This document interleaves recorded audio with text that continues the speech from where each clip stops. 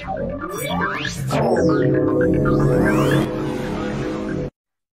kembali lagi di Podlogi, podcast Planologi. Nggak kerasa nih, podcast kali ini udah nyampe di episode 7.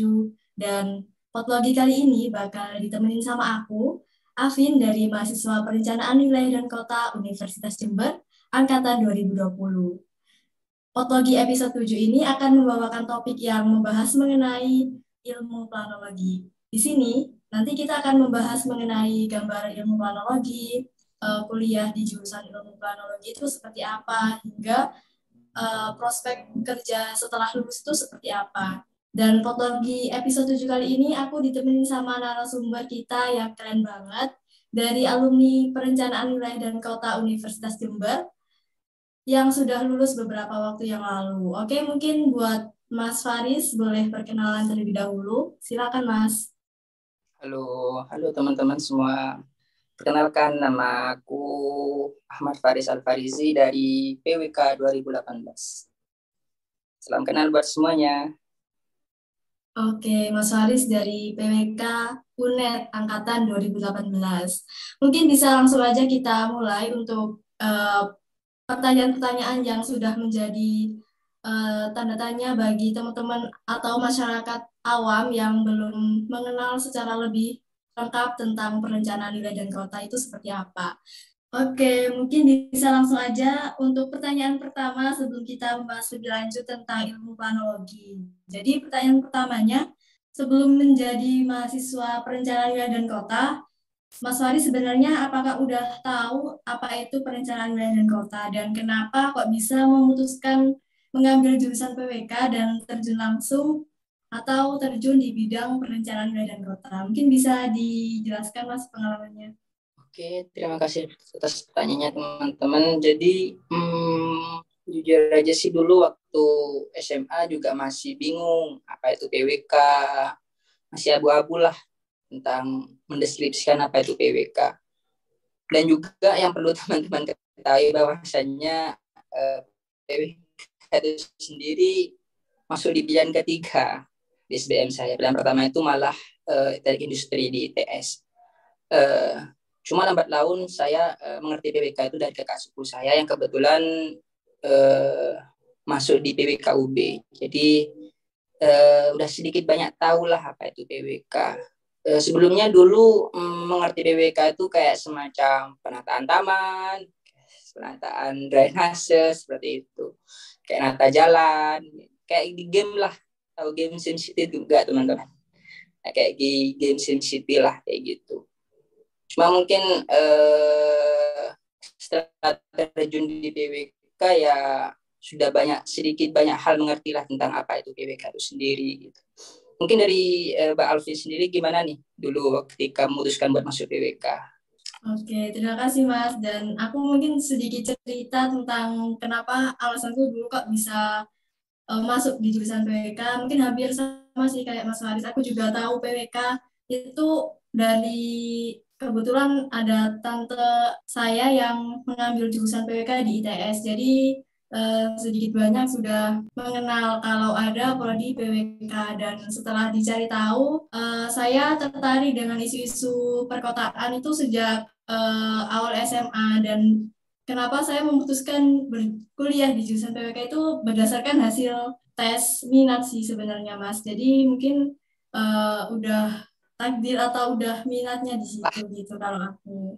Kalau Mas Haris tadi kebetulan di awal kuliah PWK itu sedikit banyak udah tahu juga ya dari kakak sepupunya yang kuliah di PWK Universitas Brawijaya itu ya Mas. Ya mungkin bisa langsung aja ke next pertanyaan yang banyak banget kita temuin dan biasanya juga sering dengar sih tentang pendapat atau perspektif masyarakat awam terkait ilmu perencanaan wilayah dan kota.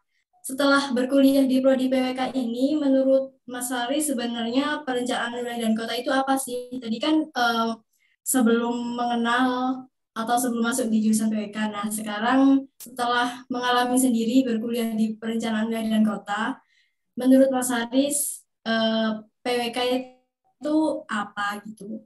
Mungkin sedikit informasi buat teman-teman semua. PWK itu dulu mengalami perubahan nama. Dulu awal-awal PWK itu kalau nggak salah namanya Tata Wilayah dan Bangunan. Terus mengalami perkembangan lagi menjadi planologi, teknik planologi karena masuk di rumpun teknik. Terus sekarang mengalami perubahan lagi menjadi PWK, Perencanaan Wilayah dan Kota. Kalau dari planologi, plan artinya kan perencanaan, logis adalah ilmu gitu, ilmu perencanaan. Mas setelah saya masuki jurusan PWK, PWK itu apa?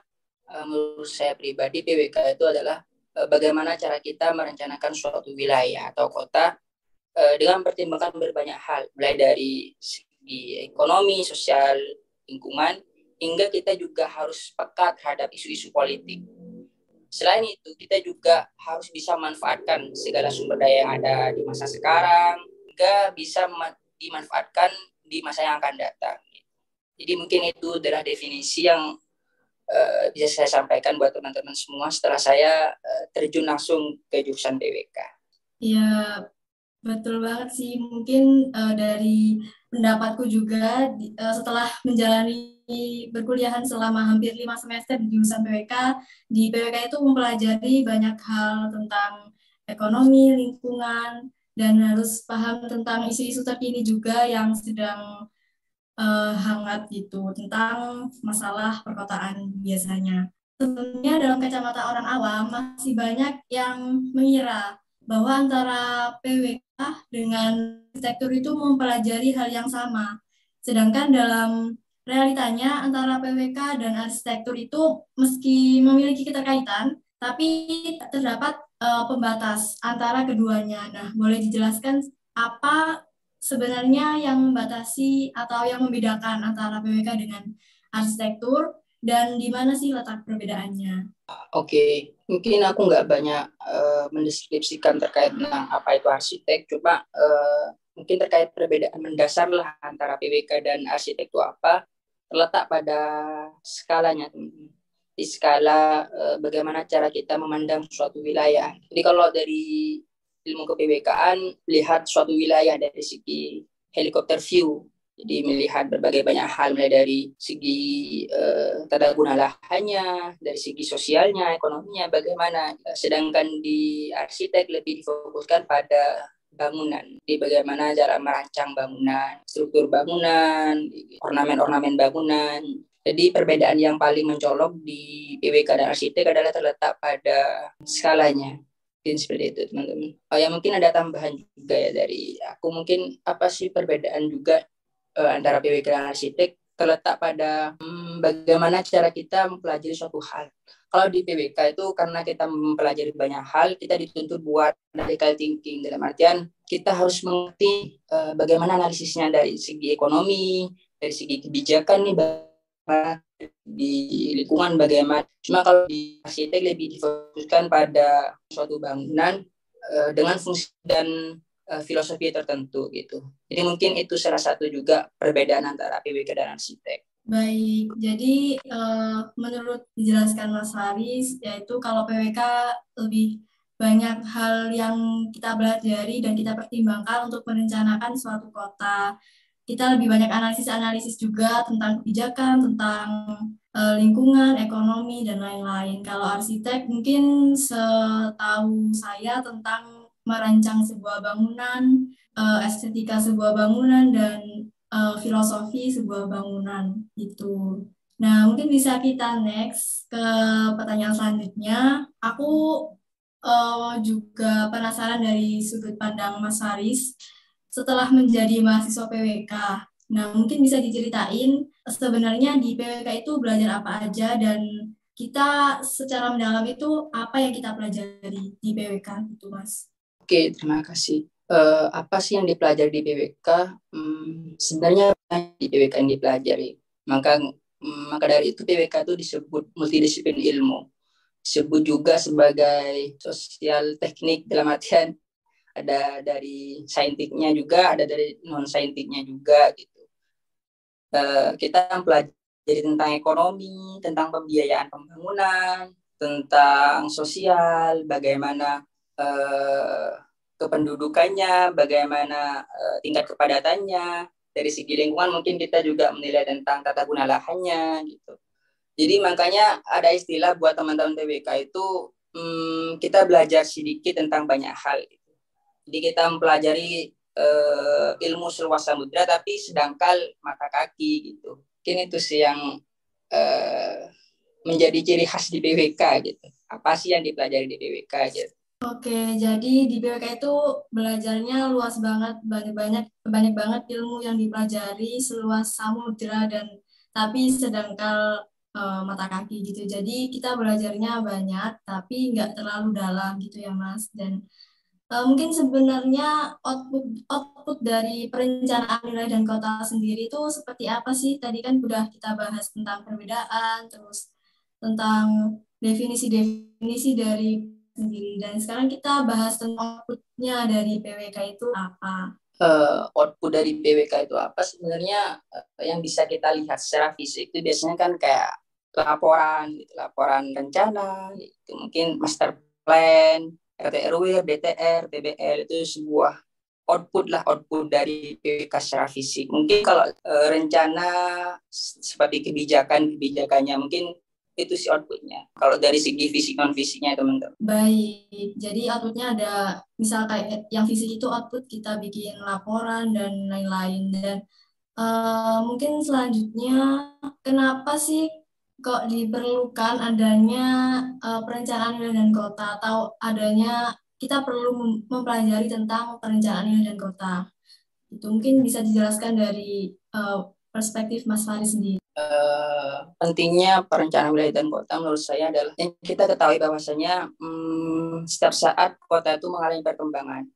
Jadi meskipun kita tidak merencanakan, ya tetap mengalami perkembangan kota. Cuma kan kita tahu bahwasanya hal yang direncanakan dan yang tidak direncanakan itu berbeda hasilnya.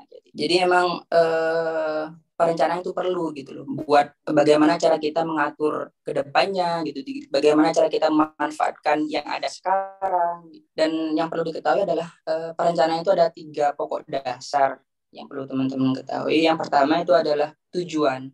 Bagaimana tujuan dari perencanaan itu sendiri. Semisal di kawasan pesisir itu bagaimana, di kawasan perkotaan itu bagaimana, seperti itu. Yang kedua adalah sumber daya. Kita tahu bahwasanya sumber daya yang kita miliki keterbatasan. Jadi benar-benar harus pintar memanfaatkan sebaik-baiknya agar kedepannya kita juga bertahan terhadap sumber daya yang kita miliki itu sendiri. Dan yang ketiga adalah prioritas. Jadi kita juga harus memprioritaskan nih sektor-sektor mana saja yang harusnya kita benar-benar harus kembangkan melihat dari segi SDM dan SDA-nya. Jadi emang ketiganya ini menjadi pokok dasar menurut saya mengapa perencanaan itu diperlukan. Jadi seperti itu teman-teman. Jadi penting banget ya dari penjelasan Mas Farid tadi bisa kita lihat bahwa penting banget untuk mempelajari perencanaan wilayah dan kota dan penting banget PWK itu penting banget untuk perencanaan pembangunan di masa depan gitu karena banyak hal yang dianalisis dan dipertimbangkan dari sana. Dan mungkin aku penasaran nih Mas, kan Mas Farid sudah lulus dari PWK UNED. Dan aku mau tanya tentang lulusan dari perencanaan wilayah dan kota itu dapat bekerja kemana aja atau prospek kerjanya itu seperti apa aja gitu, Mas? Oke. Prospek kerja PWK itu sebenarnya sangat luas teman-teman karena kita juga mempelajari banyak hal mulai dari ekonomi lah, lingkungan, sosial gitu. Jadi kalau menurut saya pribadi gimana sih prospek kerja di PWK ya sangat luas. Bisa kita kerja di pemerintahan, di Bapnas, TRBPN, bisa juga di PUPR, juga di NGO, non-government organization kayak semisal konsultan, bisa juga di lembaga non-pemerintahan seperti UNICEF, karena kita juga memiliki background terkait lingkungan dan terkait tentang isu-isu global gitu. Jadi memang menurut saya bagaimana sih prospek PWK ini sangat luas buat pekerjaannya. Jadi emang kita juga perlu mengembangkan diri kita sendiri terkait dengan bagaimana cara meningkatkan skill kita gitu, beradaptasi terhadap lingkungan. Karena emang sekarang kan kita juga tahu bahwasanya semakin luas lah, semakin banyak juga prodi-prodi DWK gitu. Jadi saingannya semakin ketat gitu. Karena emang lahan buat atau tempat pekerjaannya luas dan banyak, tapi juga daya saingnya juga ketat gitu loh. Jadi emang kita juga perlu meningkatkan skill individu kita gitu. Seperti itu teman-teman. Baik, jadi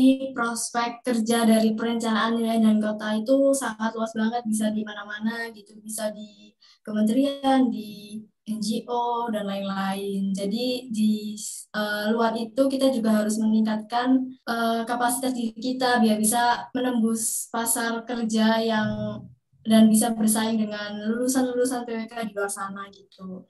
Dan mungkin ini aku penasaran juga sih dari sudut pandang Mas Faris tentang tipe-tipe orang yang cocok menjadi seorang planner atau planolog itu seperti apa?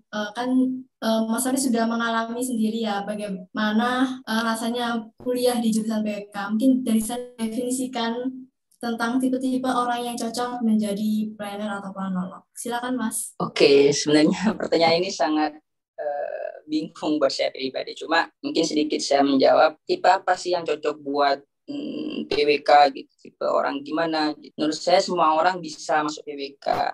Cuma yang terpenting adalah bagaimana cara kita beradaptasi terhadap lingkungan. Kalau kita cepat beradaptasi, kita dapat menyesuaikan nih terhadap teman kita, terhadap perkembangan ilmu. Jadi emang kita bisa dengan cepat dan tanggap terhadap mata kuliah yang kita pelajari nantinya gitu. Kita gak tertinggal seperti itu teman-teman. Oke, jadi pada intinya semua orang bisa jadi planner atau planolog tergantung dari cara beradaptasi dan bagaimana dia bisa menyesuaikan diri dengan mata kuliah yang dipelajari di PWK dan itu mungkin ada hubungannya dengan seorang planner dan pasti seorang planner itu punya tantangan dan menurut Mas Faris sendiri tantangan menjadi seorang planner atau calon planner itu apa gitu Mas? Kalau menurut saya pribadi, tantangan menjadi seorang planner adalah tidak hanya berfokus pada keilmuan. Jadi itu kayak kita terus mengerti, terus beradaptasi terhadap perkembangan ilmu kePWK. Cuma kita juga harus punya rasa kepekaan sosial terhadap lingkungan sekitar. Jadi selain kita merencanakan sesuai dengan analisis, sesuai dengan sumber daya, tetapi kita juga harus memikirkan dampak sosialnya gitu. Jadi kita juga harus memiliki solusi alternatif dan juga dampak-dampak yang ditimbulkan ketika kita merencanakan sesuatu gitu. Jadi memang itu sebuah tantangan menurut saya pribadi, bagaimana seorang planner itu harus memiliki jiwa kepekaan sosial. Selain juga meningkatkan keilmuannya yang terus global terus mengalami peningkatan, kita juga harus meningkatkan kepekaan sosial terhadap sekitar. Jadi kita bisa menyeimbangkan nih antara perencanaan yang sesuai dengan analisis maupun sesuai dengan kebijakan di atasnya. Kita juga memikirkan nih dampak yang dihasilkan dari perencanaan kita dan juga memikirkan masyarakat yang menjadi objek perencanaan itu sendiri. Jadi kita bisa mengeluarkan suatu produk perencanaan yang memang benar-benar ideal buat masyarakat dan buat kemajuan suatu wilayah. Baik, jadi kuncinya adalah tidak hanya berfokus pada keilmuan, tapi juga harus memiliki kepekaan sosial gitu. Dan untuk menjadi seorang ahli perencana atau seorang planner itu pastinya perlu persiapan-persiapan. Nah, dari pengalaman Mas Haris sendiri, aku mau tanya apa aja sih yang perlu dipersiapkan untuk menjadi seorang ahli perencana gitu. Waduh, aku sendiri belum ahli teman-teman. Mungkin pertanyaan ini cocoknya sih buat dosen gitu atau buat teman-teman yang mungkin udah S2 barangkali gitu. Cuma mungkin kalau dari sudut pandangku sih hal apa sih yang perlu disiapkan buat jadi seorang ahli planner? Aku pernah baca buku, lupa judulnya apa.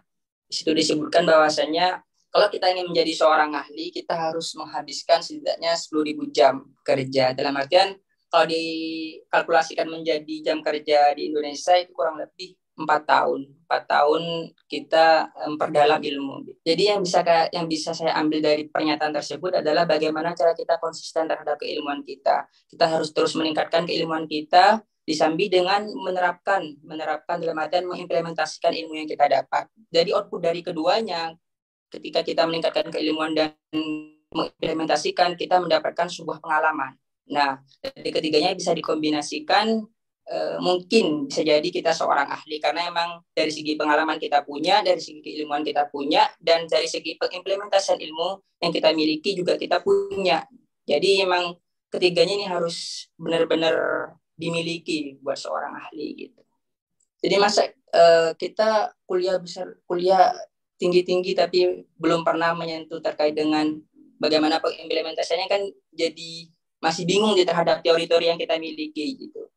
Jadi teori yang kita miliki dan juga pengimplementasian juga harus seimbang. Seperti itu teman-teman. Oke, dan yang bisa aku highlight di sini adalah untuk menjadi seorang ahli itu perlu waktu setidaknya 10.000 jam untuk mendalami kompetensi tersebut. Jadi buat teman-teman yang lagi dengerin sekarang, aku mau ngucapin semangat terus untuk mempelajari ilmu planologi dan konsisten di sini untuk menjadi seorang ahli berencana. Dan membahas tentang perkuliahan PWK, mungkin selama Mas Haris berkuliah di PWK UNES sendiri, ada mata kuliah yang menarik, dan mata kuliah tersebut itu belajar terkait apa sih gitu. Mungkin bisa dijelasin, Mas? Kalau masa kuliahku dulu, yang mata kuliah yang paling menarik adalah studio, teman-teman. Jujur saja sih, karena emang studio itu selain kita bisa jalan-jalan nih, survei, jalan-jalan, kita juga bisa merasakan kerja kelompok. Selain karena emang kita dituntut dengan deadline kan, ada pendahuluan, fakta analisa, laphir gitu kan. Jadi emang ada timeline. Nah, dari timeline tersebut kita juga harus bisa memanfaatkan waktu sebaik-baiknya nih gitu. Kita juga diajarkan bagaimana cara kita mengerti satu sama lain. Karakteristik masing-masing kan beda-beda tuh. Jadi emang menurut saya mata kuliah yang paling menarik adalah studio, entah itu studio RTBR, RDTR maupun RTRW. Cuma emang kemarin waktu RTRW jadi kebetulan COVID, jadi gak survei. Jadi emang banget. Kalau untuk RTBL, saya surveinya di Banyuwangi, untuk RDTR di Probolinggo. Jadi emang itu pengalaman yang sangat menarik menurut saya. Mata kuliah yang paling menarik lah studio. Mungkin teman-teman juga sama sih, atau belum merasakan. Karena emang semester berapa teman-teman? Semester 5 Mas sekarang, jadi aku juga setuju sih. TR ya? Iya, RTRW.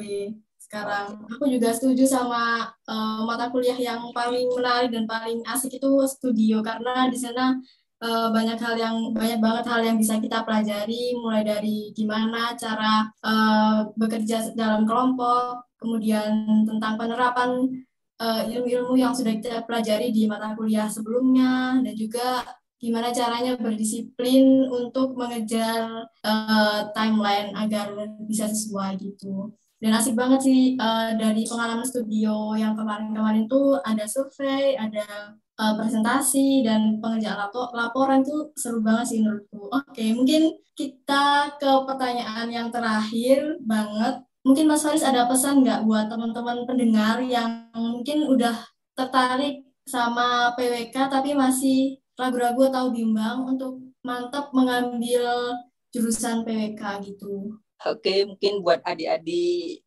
maba atau masih teman-teman SMA yang masih bingung dan tapi berminat buat masuk PWK, di PWK itu asik teman-teman. Kita bisa jalan-jalan. PWK juga sedikit hitungan dibandingkan teknik-teknik lainnya. Jadi kurang apa lagi? Ayo kita join PWK, khususnya PWK UNES. Itu saja sih pesan dari aku buat teman-teman yang masih bingung buat masuk PWK.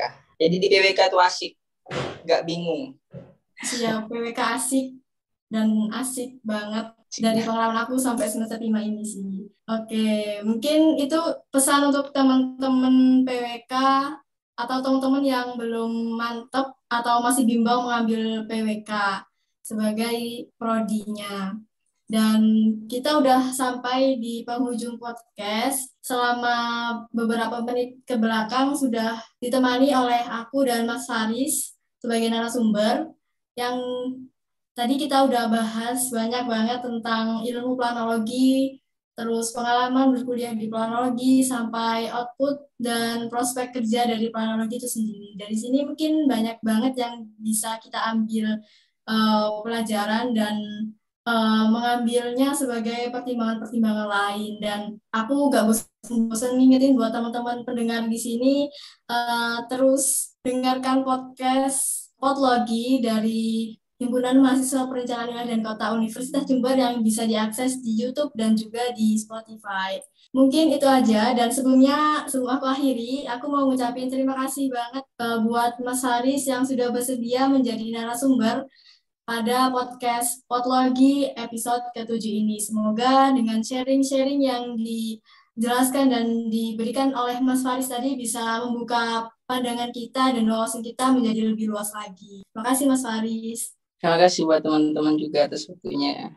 Oke, siap. Dan mungkin bisa kita akhiri. Sampai jumpa di Potlogi episode selanjutnya. Terima kasih.